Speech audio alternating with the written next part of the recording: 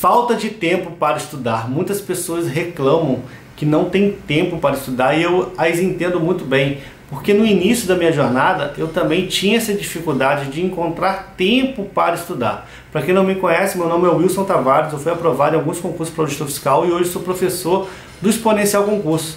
E hoje eu queria dividir com vocês duas dicas simples que eu apliquei na minha vida e aí eu consegui ter mais tempo para estudar. A primeira delas foi realmente colocar o estudo como uma prioridade. E colocar o estudo como prioridade não é fácil, porque a partir do momento que você coloca algo como prioridade, você vai ter que abrir mão de outras coisas. E muitas das vezes coisas que te davam prazer, te davam aquele momento ali de relaxar. Por exemplo, para quem trabalha e estuda, depois de você ter um dia longo de trabalho, muitas das vezes estressante, você chegar em casa e ficar ali aprendendo matérias difíceis, né? Ficar ali aprendendo raciocínio lógico, contabilidade para quem nunca viu, aprender um direito tributário, um direito civil.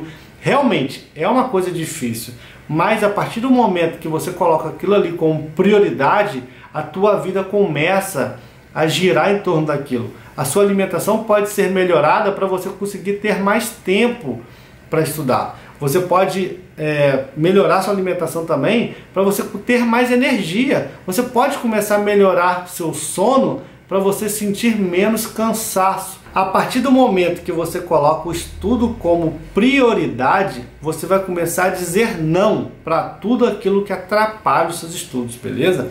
E a segunda dica, que não é menos importante do que colocar o estudo como prioridade, é ser mais criativo na hora de estudar. Eu, por exemplo, moro numa capital, eu moro no Rio de Janeiro, e aqui tem muito trânsito. Todo deslocamento aqui, principalmente nos horários de pico, você fica muito tempo no trânsito. E eu fazia sempre duas coisas. Ou eu ia mais cedo para o trabalho, e aí estudava lá o meu material, lá no meu trabalho, sossegado.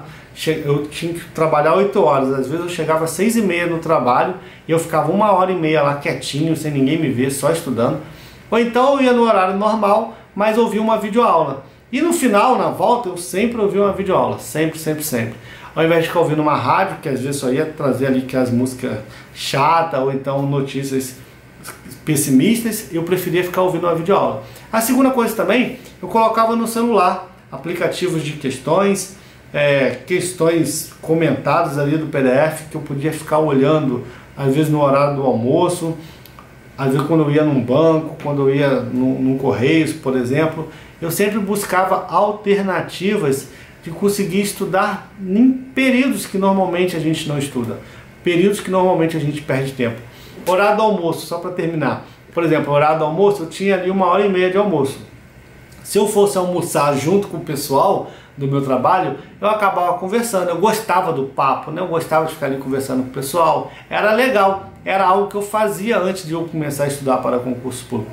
Mas a partir do momento que eu defini como prioridade estudar, eu tive que abrir mão disso. Então, às vezes, para não ficar chato, né, de ser aquele chatão que saía ali no meio da conversa, no meio do bate-papo legal, que eu sempre participava, eu definia, ao invés de ir lá para o almoço, eu estudava, e aí ali no meu final ali do meu horário de almoço eu preferia almoçar. E aí eu acabava almoçando sozinho e ganhava ali quase 1 hora de estudo. Então, pessoal, tempo é prioridade. Comece a perceber que se você realmente está colocando o estudo como prioridade, e se você já está colocando, arrume formas criativas de você ganhar tempo durante o dia. Eu tenho certeza que a constância vai te trazer aprovação.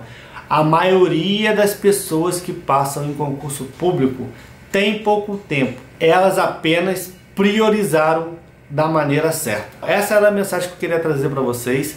Estude bastante, priorize o estudo para concurso público. Não deixe de priorizar sua família também, pessoas que são importantes no seu processo até a aprovação. E, no mais, inscreva-se no canal, conheça o Exponencial Concursos e até mais.